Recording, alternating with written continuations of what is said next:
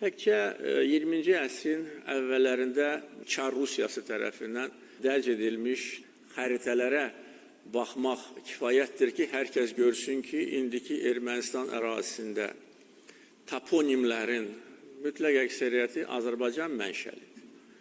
O xəritələrdə Sevan Gölü adlı göl yoxdur, o xəritələrdə Göyçə gölüdür. Və bütün digər bizim istifadə etdiyimiz tarixi toponimlərimiz orada öz əksini tapıb. O xəritələri biz tərtib eləməmişik ki, kimsə desin ki, biz burada saxtakarlıq edirik. Bunu Çar Rusiyası eləyib.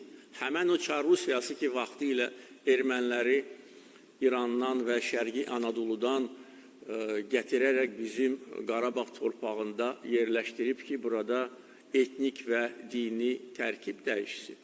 Yəni, bu xəritələr tamamilə tarixi həqiqətə əsaslanan xəritələrdir. Ona görə biz bunu təbliğ etməliyik, tədqiq etməliyik.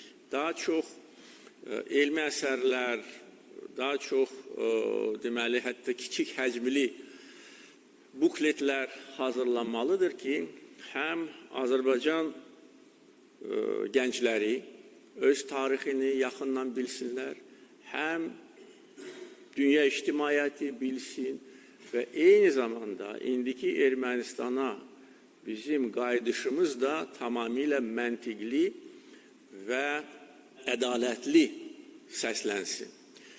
Ona görə Azərbaycan tarixi ilə bağlı bax, bu istiqamətdə əlbəttə ki, əlavə addımlara ehtiyac var.